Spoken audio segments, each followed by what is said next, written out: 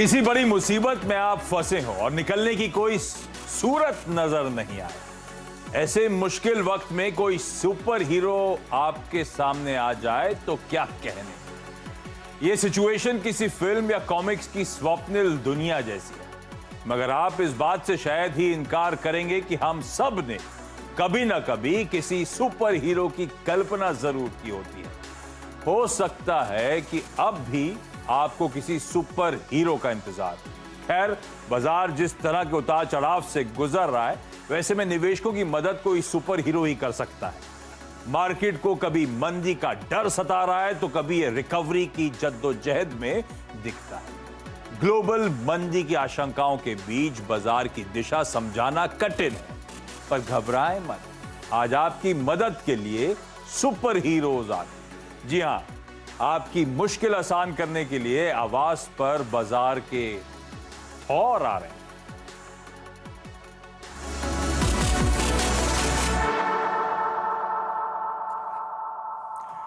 अच्छा, इस वीकेंड दो इंटरेस्टिंग रिलीजेस हैं, दोनों के वो ट्रेलर्स आपकी स्क्रीन पे आएंगे। पहली है खुदा हाफिज चैप्टर 2 अग्नि परीक्षा।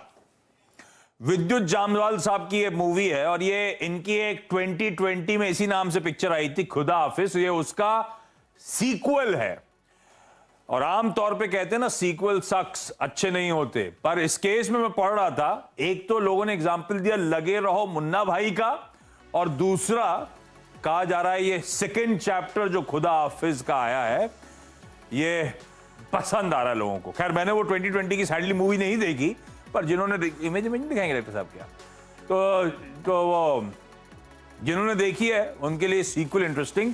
और जब पढ़ते पढ़ते आगे देखा तो सीक्वल की जगह अब तो थर्ड पार्ट की भी शायद उस खुदा हाफिज की तैयारी हो रही है। ये मूवी उस नोट पे खत्म करी गई है। और दूसरी मार्वल स्टूडियोज की थॉर लव एंड थंडर। तो थॉर साहब जो हैं दरअसल एक जर्नी पे इम्बार्क कर रहे हैं, इनर पीस की तलाश में। पर उनका जो रिटायरमेंट प्लान है, ये बताया जा रहा है, इस ट्रेलर में समझ में आ रहा था, इंटरप्ट हो जाता है। अब उसकी डिटेलिंग पे मैं जा नहीं रहा हूं, पर इस मार्वल सुपर हीरो मूवी जो है ये इसकी एक दिन पहले शेड्यूल से रिलीज हुई है। थर्सडे को रिलीज हुई, एक नॉन हॉलिडे में रिलीज हुई और पहले दिन ही 40-45% ऑक्यूपेंसी थर्सडे के दिन। तो बढ़िया रिस्पॉन्स इसका ओपन में मिलता हुआ नजर आया है। होप कर रहा जा रहा है स्ट्रीट में कि भाई वीकेंड पे काफी पिकअप होता हुआ शायद इसकी परफॉर्मेंस आप लोगों को नजर आए। खैर, आज का वीकेंड शो फिर आप समझिएगा इन दोनों में से कौन सा चुना हुआ है, क्योंकि सुबह से वो दिन भर वो टीजर्स आपको आपकी स्क्रीन पे नजर आ रहे होंगे। आज इस वीकेंड स्पेशल के नाम इस सुपर हीरो मूवी की बात करेंगे। जरा इस मूवी का पोस्टर दिखाइएगा और सामने रखिएगा हमारा शो का नाम डायरेक्टर साहब। तो मूवी थी Thor love and thunder, Marvel studios Thor love and thunder. हमारा पोस्टर लेकर आइए भाई। अब हमारा पोस्टर है CNBC आवाज, थॉर मार्केट्स एंड पिक्स। हमने ऐसे मक्खी पे मक्खी बिठाने की कोशिश करी और एक चीज नोटिस करी होगी, उसमें थॉर में THOR सब कैपिटल में था, हमारे केस में O छोटा है। हर चीज के पीछे लॉजिक है, CNBC आवाज पे ध्यान रखिएगा। तो दिखाइए जरा, हमने जो थॉर को इसका ये एब्रीवेटेड फॉर्म है हमारे लिए THOR, जो फुल फॉर्म है वो आ जाएगा आपकी स्क्रीन पर। थॉर यानी कि हमारे लिए the head of research, THOR ये है थॉर। और आज के वो दिखाइए, हमारे तीनों थॉर स्क्रीन पे आपको नजर आएंगे।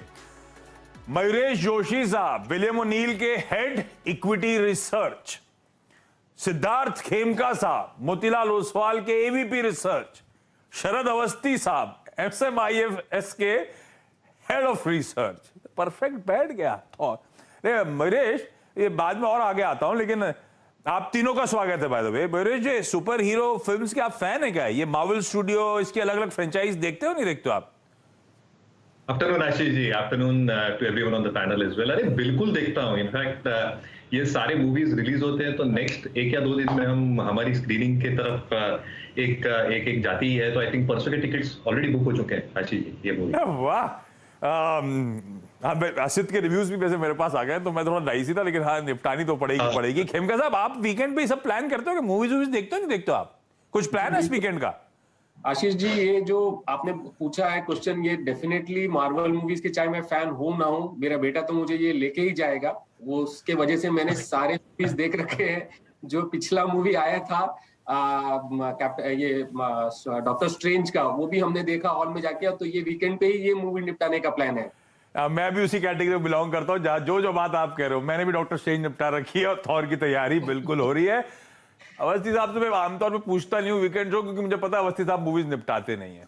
तो अवस्थी साहब मूवीज तो नहीं देखते, पर ये THOR तो बैठ गया ना, द हेड ऑफ रिसर्च, ये तो बैठ गया है, तो सही लग रहा है ना एब्रीवेशन? हाँ बिल्कुल सही बैठा है, और मेरी भी हालत आप लोगों जैसी है। ये मूवीज मुझे जानी पड़ती है देखने के लिए। अच्छा, सब निपटाएंगे। अच्छा, यहाँ पे कहानी खत्म नहीं हुई है। वो the head of research, Thor, वहां तक सब ठीक था। भाई मार्वल के सुपर हीरोज पता नहीं क्या क्या कर जाते हैं, तो हम पीछे क्यों रहे? तो हमने भी क्या करा, ये थॉर तो एक ही ये पैनल फिट हो गया, द हेड ऑफ रिसर्च, दूसरा फुल फॉर्म लेकर आइए स्क्रीन पे। थॉर का एक और मतलब इस पैनल पे फिट भी बैठेगा, दिखाइए स्क्रीन पे दूसरा। थॉर यानी कि द हॉक्स ऑफ रिकवरी, बाजार की पिटाई, पुल बैक, और आई एम श्योर ये पैनल पे सारे head of research eventual hawks हैं इस बाजार के रिकवरी को लेकर। और वैसे भी कहा जाता है इस बाजार में स्टे ऑप्टिमिस्ट, ऐसा कोई करेक्शन आज तक हिस्ट्री में नहीं आया जिससे इक्विटी मार्केट्स उभर के नहीं आए। तो ये हमेशा ऑप्टिमिज्म रखना बहुत जरूरी है। महेश, लेकिन मार्केट्स को लेकर आउटलुक क्या बन रहा है? जो हॉक्स ऑफ रिकवरी, तो मार्केट से चर्चा की शुरुआत करता हूं। मार्केट्स को लेकर व्यू क्या बन रहा है? ये बढ़िया पुलबैक हमने एंजॉय करा, बढ़िया रिस्क ऑन ट्रेड्स ग्लोबली लौटते हुए नजर आए, लेकिन आप लोग विलियम ओनील पे क्या आउटलुक लेके चल रहे हो मार्केट्स का? नहीं, पहले तो आशीष जी, आई थिंक आपको सलाम। आई थिंक ये आप जो टाइटल्स ढूंढ के लाते हो और जो क्रिएटिविटी इसके पीछे आपकी पूरी टीम के, I think hats off to that. तो आई थिंक सुपर क्रिएटिव्स। हालांकि बॉडी हमारी थॉर जैसी नहीं है, बट आई थिंक हमारे थॉट्स थॉर जैसे जरूर है। तो बोलने का मतलब ये है कि जो मार्केट्स है, आई थिंक जब एक्सेसिव करेक्शंस से गुजरते हैं, तो हमारी आइडियोलॉजी और जो मेथोडोलॉजी है विलियम ओनील की, मार्केट स्मिथ की, over the last so many decades, I think bear markets एक बहुत अच्छा मौका होता है नए लीडर्स, नए सेक्टर्स उभर आने का। And therefore spotting these new leaders and sectors in a bear market, नए विनर्स, एक बहुत अच्छा मौका देता है इन्वेस्टर्स को। ये करेक्शन भी आई थिंक वैसे ही हुआ है, और हमें लगता है I think through our various indicators अच्छे अच्छे मौके सिलेक्टिव सेक्टर्स में जरूर बनेंगे। दो चीजें उभर के आती हैं। एक, आई थिंक अर्निंग्स रिकवरी कैसे हो सकती है बाजार के लिए। Large part of the market ये मान के चल रहा है कि सेकंड हाफ में अर्निंग्स रिकवरी ठीक ठाक होनी चाहिए। शायद ये तिमाही और अगले तिमाही में थोड़ा मार्जिन इंपैक्ट हो, थोड़ी आई थिंक रेवेन्यू डीग्रोथ भी आए। अगर ग्लोबल इकोनॉमी और ग्लोबल डिमांड कम होती है मैक्रो कंसर्न्स की वजह से ग्लोबली, एंड इंपोर्टेड इन्फ्लेशन का जो खतरा है वो शायद फर्स्ट हाफ में प्ले आउट होगा। बट कहीं ना कहीं I think India stands out. I think काफी पॉजिटिव्स है compare to negatives across the globe at this point of time. उदाहरण के तौर पे अगर शेड्यूल कमर्शियल बैंक्स के नेट एनपीएस अगर आप देखें, they have come down at 5.5%। External debt to GDP आज 19.9% पे compare to 21.6%। Corporate balance sheets की डेट इक्विटी या डेट इबिटा भी आप देखें is at an all time low at this point of time. इसलिए आई थिंक जो financials एक बैकबोन होता है वो एक स्ट्रॉन्ग पोजीशन में है। इन्फ्लेशन का जो खतरा ग्लोबली फूड को लेके है, आई थिंक इंडिया को इतना नहीं झेलना पड़ेगा, क्योंकि अगर मॉनसून ठीक ठाक रहे जो होंगे, मुझे लगता है kharif output will be very good और food inflation should taper down quite significantly. और अगर कमोडिटी कंज्यूमर्स, यानी जो हम कमोडिटीज और क्रूड में एक फॉल देख रहे हैं, अगर ये और भी नीचे आता रहा, तो इंपोर्टेड इन्फ्लेशन का जो खतरा है और जो करंट अकाउंट डेफिसिट बहुत इन्फ्लेट नहीं होगा, इसका खतरा है वो भी कम हो जाता है। तो again India remains very very resilient. Bear markets again as per William O'Neil become a very good base. और विलियम ओनील की कहावत है आशीष जी, उनकी एक बहुत फेमस कहावत है कि I have never met a successful pessimist. तो हमेशा ऑप्टिमिस्ट, हमेशा ऑप्टिमिस्ट, और ये बहुत जरूरी भी है। इस बाजार में कमाना है, इंडिया स्टोरी में तो बिलीव करने की बहुत जरूरत होगी अगर आप इक्विटीज में लॉन्ग टर्म में कमाई करना चाहते हैं। इस महेश ने जो तमाम पॉजिटिव्स गिनाए, उसमें अवस्थी साहब एक और पॉजिटिव, एफआईआईज की सेलिंग के कुछ एग्जॉशन के इंडिकेशंस, और हमारा डोमेस्टिक फ्लो जस्ट का तस कंटिन्यू होता हुआ। हालात सुधर रहे हैं ना, हालात पटरी पे आ रहे हैं ना? जी बिल्कुल, मुझे लगता है एफआईआई फ्लोज में एक बहुत बड़ा रोल इस चीज का भी रहेगा कि करेंसी कैसे बिहेव कर रही है। मुझे लगता है कि जिस तरीके से डॉलर में मूवमेंट हो गई है, अब जैसे जैसे यूरो में, जैसा कि हम जानते हैं कि डॉलर इंडेक्स में यूरो का बहुत बड़ा योगदान रहता है, तो जैसे जैसे यूरो में अगर कोई स्टेप्स उस एरिया में लेते हैं और उसकी वजह से यूरो में वीजावी डॉलर इंप्रूवमेंट आती है, तो यहाँ से रुपये की जो डेप्रिसिएशन हुई है वो अरेस्ट होके वापस नॉर्मलाइजेशन की तरफ भी जा सकती है, जो एफआईआई फ्लोज के लिए काफी पॉजिटिव होना चाहिए। तो मेरे हिसाब से उन लोगों ने भी यही चीज एंटिसिपेट करके थोड़ा अग्रेसिवली एग्जिट किया है पोजीशंस को पिछले 6-7-8 महीनों में लगातार। बट अब मेरे हिसाब से ये यहाँ पे रुक जाना चाहिए और ग्रेजुअली रिवर्स हो जाना चाहिए। इवन रुक भी गया तो हमारे लिए काफी पॉजिटिव होगा, क्योंकि जैसा आपने बोला डोमेस्टिक इन्फ्लोज काफी स्ट्रॉन्ग है। अच्छा खेमका साहब, आप लोग का फिर मोतीलाल ओसवाल में व्यू क्या बन रहा है? Is it time to be fearful और actually it is time to be greedy? कैसे अप्रोच करूं इस मार्केट्स को? लपक लूं स्टॉक्स को जो करेक्टेड नजर आ रहे हैं, क्वालिटी है? आशीष जी, आपने जो बात कही थी और अभी मयूरेश ने भी वही बात कही कि ये मार्केट में अगर आपको पैसा बनाना है तो आपको ऑप्टिमिस्ट ही रहना पड़ेगा। ऐसा कोई सक्सेसफुल पेसिमिस्ट है नहीं मार्केट में। आप तो ये जो करेक्शन है, आप अगर देखें जो टॉप से निफ्टी में 15% की गिरावट देखी गई है, और अगर आप लार्ज कैप्स की बात करें तो 15 से 20% करेक्शन है। मिड कैप्स में स्टॉक स्पेसिफिक अगर बात करें तो 25-30% करेक्शन है। तो ये एक डेफिनेटली एक बहुत बड़ा अट्रैक्टिव डिस्काउंट जो चल रहा है मार्केट में।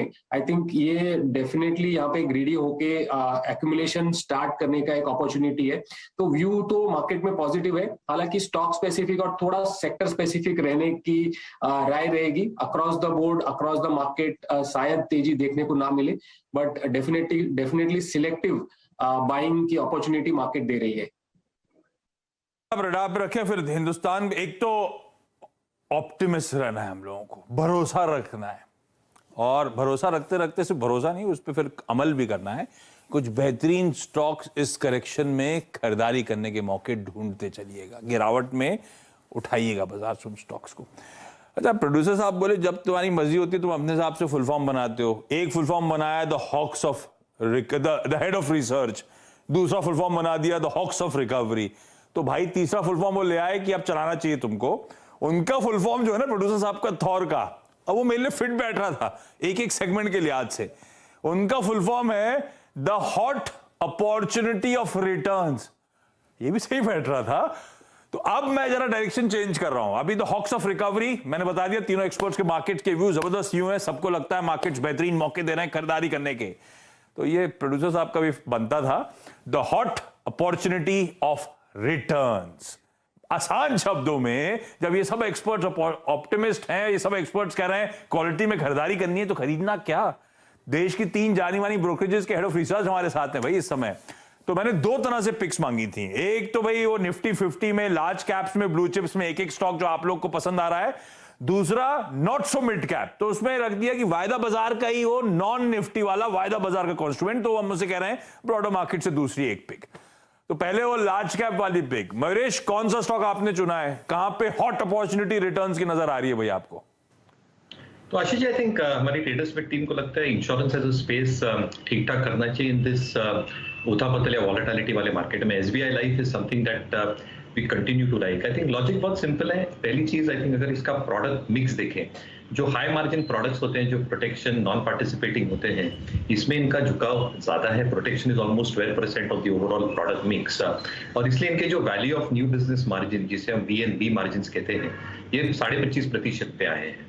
दूसरा आई थिंक जैसे इनका डिस्ट्रीब्यूशन नेटवर्क है और जैसे पॉलिसीज और बिकेंगी गोइंग फॉरवर्ड, क्योंकि जो प्रीमियम ग्रोथ हमने देखी है इंडिविजुअल स्पेस में, this will keep on growing specifically in a post Covid world. क्योंकि आई थिंक जो एक अवेयरनेस आई है, you should be adequately insured, not just insured, is very necessary. इसलिए I think with the distribution network and the product mix, value of new business margins, जो return on embedded value रहती है, ये significantly grow हो सकती है अगले कुछ क्वार्टर्स और वर्षों में।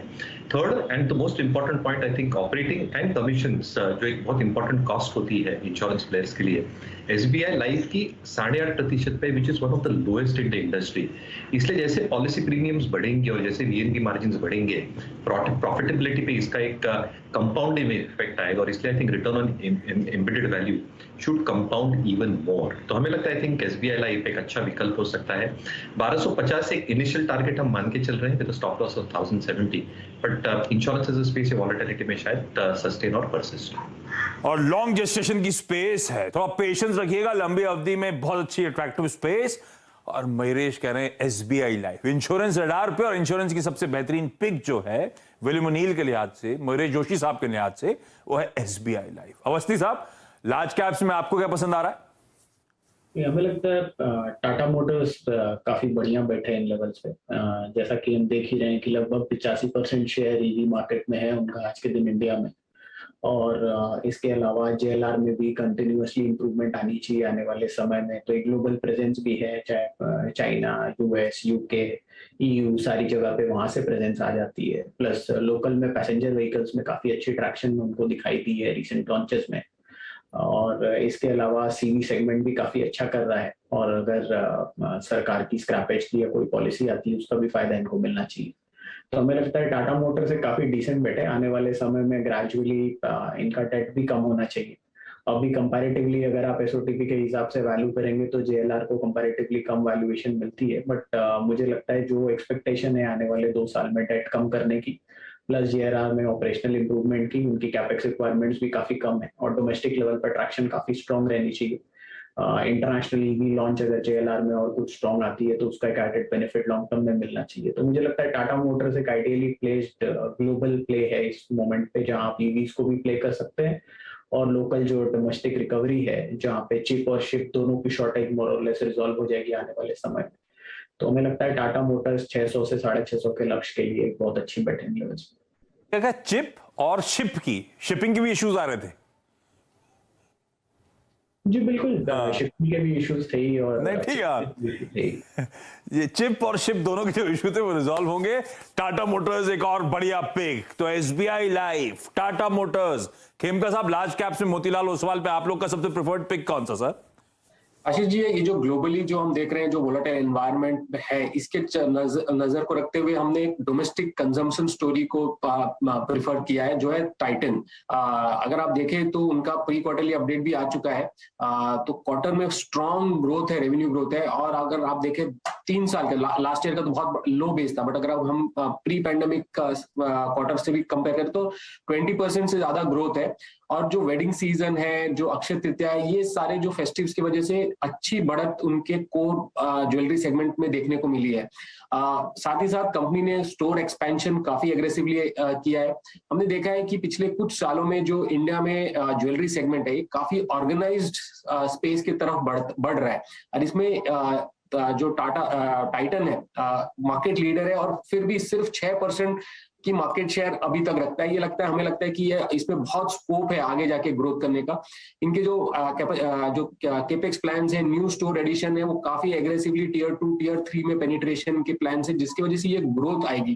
तो ये 20% की जो कंपाउंडिंग ग्रोथ है अगले कुछ सालों तक देखने को मिलेगी। स्टॉक में अच्छा करेक्शन हुआ है, 25 से 30% फ्रॉम इट्स पीक करेक्ट भी हुआ है स्टॉक। तो एक अच्छा entry opportunity in blue chip stock like Titan. So हमारा 1 साल का टारगेट प्राइस है 2900, definitely worth looking at from the correction point of view as well. बिल्कुल ठीक, बढ़िया करेक्शन आया था, अब स्ट्रीट का कन्विक्शन बढ़ रहा है, क्वार्टरली अपडेट जबरदस्त थे। ना सिर्फ डिमांड एनवायरनमेंट इंप्रूव हो रहा है, शायद टाइटन मार्केट शेयर भी गेन कर रहा है, उस तरह का अपडेट था। रखिए टाइटन को रडार पे। 3 बेहतरीन पिक्स आ गई हैं लार्ज कैप स्पेस से हमारे पास, एसबीआई लाइफ, टाटा मोटर्स और टाइटन। ये वो 3 स्टॉक्स हैं जो आपको रखने हैं लार्ज कैप्स में अपने रडार पे। वक्त तो चला एक छोटे से ब्रेक का। लार्ज कैप्स निफ्टी 50 की बात हो गई, इसके बाहर एक्सपर्ट्स की एक और बेहतरीन पिक कौन सी है वो लेकर आऊंगा। ब्रेक के बाद आपका स्वागत है Thor markets and picks. Markets की बात हो गई, पिक्स पे हम लोग फोकस कर रहे हैं। तो ब्रेक पे जाते जाते आपने देखा था एक इमेज, वो दिखाइएगा जरा थोड़ा सा मूवी का ट्रेलर। ये थॉर जो सुपर हीरो साहब है ना, ये जो हथौड़ा दिख रहा है, इस बार तो इनकी गर्लफ्रेंड पकड़ पा रही है, ये नहीं पकड़ पा रही, इनकी पावर चली जाती है, रिटायरमेंट में चले जाते हैं। तो अपन ने भी ब्रेक में जाते जाते वो हथौड़ा पकड़ के दिखाया था आपको। तो ये बेसिकली उससे इंस्पायर्ड था। इस मूवी में इनकी सुपर पावर ही है, ये हथौड़ा और कोई उठा नहीं सकता, सिर्फ यही उठा सकते क्रिस हेम्सवर्थ जो रोल प्ले कर रहे हैं। अच्छा, हम लोग लार्ज कैप पिक्स की बात कर चुके हैं, अब ब्रॉडर मार्केट्स के अदर देन निफ्टी 50 बचे हुए वायदा के यूनिवर्स से कौन सी प्रेफर्ड पिक्स? मरीश, अगला स्टॉक कौन सा? आशीष हमें पसंद आ रहा है सीमेंस। हमें लगता है आई थिंक जो ग्रिड मैनेजमेंट, जो एनर्जी का 36% का रेवेन्यू कंट्रीब्यूशन वर्टिकल है, ग्रिड मैनेजमेंट हो या एक डिजिटलाइजेशन हो in terms of smart infrastructure, I think यहाँ पे सिग्निफिकेंट ऑर्डर फ्लोज आ सकते हैं। 17,000 करोड़ के ऑर्डर बुक है, which is 1.5 times in terms of trailing revenues, यानी 1.5 साल की आई थिंक एक रेवेन्यू विजिबिलिटी देती है। एबिटा मार्जिन्स 11% पे आए थे, थोड़े प्रेशर पे रह सकते हैं 1-2 तिमाही तक, but I think they should recover very very fast. Metro के ऑर्डर्स इनके पास अच्छे खासे हैं this point of time. Poona metro का कॉन्ट्रैक्ट मिला है and that's a high margin business. At the same time I think EV infrastructure में अशोक लेलैंड के साथ नेशन वाइड नेटवर्क सेटअप करने का और फैक्ट्री ऑटोमेशन में स्टील सीमेंट से भरपूर ऑर्डर्स के संकेत ये दे रहे हैं कि I think cement should be a very very good bet at this point of time. Just one pointer Ashish ji, जो क्रिस हेम्सफोर्ड प्ले कर रहे हैं थॉर, उनके डॉटर का नाम इंडिया है, तो अगर थॉर इंडिया पे बुलिश है तो हम क्यों नहीं? रखिए भाई सीमेंस को रडार पे। खेमका साहब, आपकी तरफ से अगला पिक कौन सा? जी आशीष जी, वो अपना इंडिया कंजम्पशन थीम को ही आगे बढ़ाते हुए हमारा जो पिक दूसरा है वो है इंडियन होटल्स। इंडियन होटल्स की मैनेजमेंट ने एक नया स्ट्रेटेजी लॉन्च किया है, वो आह्वान 2025, जिसके अंदर उन्होंने 10% रेवेन्यू ग्रोथ, मार्जिन्स को बढ़ाकर 33% पे लेके जाएंगे, focusing on new business and asset light model, and सबसे इंपॉर्टेंट बैलेंस शीट को इंप्रूव करेंगे नेट डेट जीरो करके। हमने देखा लास्ट 1 साल में जो डोमेस्टिक ट्रैवल और टूरिज्म सेक्टर को काफी ग्रोथ मिला, एक पेंटअप डिमांड था, ये ग्रोथ और रिकवरी हमें लगता है कि 23-24 में कंटिन्यू रहेगा, जिसके वजह से इंडियन होटल्स को काफी बेनिफिट मिलेगी। उनके ARRs में इंप्रूवमेंट होगा, ऑक्यूपेंसी बेटर होगी, ट्रैवलर्स, बिजनेस ट्रैवलर्स भी अब जो लेजर सेगमेंट को के साथ ये करेंगे, कॉम्प्लीमेंट करेंगे, एंड उनके खुद के जो cost optimisation, cost rationalisation efforts है, जिसकी वजह से मार्जिन्स में इंप्रूव होगी। तो ओवरऑल हमें लगता है कि होटल स्पेस में इंडियन होटल जो मार्केट लीडर है काफी ग्रो करेगा। हमारा टारगेट 278 का है फ्रॉम अ 1 ईयर पर्सपेक्टिव। अब करूंगा मैं सारे पिक्स। अवस्थी साहब, आपकी तरफ से मिड कैप स्पेस का या फिर नॉन निफ्टी वाला पिक कौन सा? MRF हमें लगता है इन वैल्यूएशंस पे काफी अट्रैक्टिव है, अभी भी काफी पेसिमिस्टिक है पूरा बाजार फ्यूचर डिमांड और फ्यूचर ग्रोथ को लेके। अगर बहुत सबड्यूड ग्रोथ भी पकड़ी जाए 8-10% की भी टॉप लाइन में अगले 2 साल में, और सबड्यूड मार्जिन्स पकड़ के भी लगभग 3300 रुपए की EPS आएगी, तो हमें लगता है 25 टाइम का मल्टीपल आसानी से मिलना चाहिए, और काफी अपग्रेड्स पॉसिबल हैं इसमें, क्योंकि ये लोअर मार्जिन 13% पे पकड़ा हुआ है। तो हमें लगता है 82,000 से 83,000 रुपए के लक्ष्य के हिसाब से MRF एक बढ़िया बेट है। 82-83,000 के टारगेट्स, एक समय था सब लाख रुपए तक इंतजार कर रहे थे, पहुंचे वहीं से ठंडा पड़ गया। 82-83,000 के टारगेट्स के लिए MRF में खरीदारी करी जा सकती है। जो आज के 6 स्टॉक्स निकल के आए, मार्केट्स का व्यू तो क्लियर, एक्सपर्ट्स का, बुलिश रहने का, ऑप्टिमिस्ट रहने का, और इस बाजार में क्वालिटी को खरीदते रहने का, एक्यूमुलेट करते रहने का। 6 स्टॉक्स, लार्ज कैप्स और नॉन निफ्टी कंपोनेंट जो है उनकी बात कर रहे थे हम लोग आज सिर्फ पिक्स में। हथौड़े पे बना दिया डायरेक्टर साहब ने। Titan, Tata Motors, SBI life, Nifty 50 के यूनिवर्स से ये 3 सबसे बेहतरीन पिक्स, देश के तमाम जाने माने हेड ऑफ रिसर्च की पिक्स, और हमारे इंडियन होटल्स, MRF और सीमेंस, इनमें भी आप खरीदारी कर सकते हैं। स्क्रीनशॉट ले लीजिए, ये है आज के बेहतरीन 6 स्टॉक्स जिनमें आप खरीदारी, जिनको आप रडार पे रख सकते हैं। इस नोट पर आप तीनों थॉर्स का बहुत बहुत धन्यवाद जुड़ने के लिए, मार्केट्स पे और बढ़िया स्टॉक पिकिंग के लिए खास तौर पे thank you so much. Director साहब, जाते जाते एक थॉर वाला मोमेंट कर लें क्या?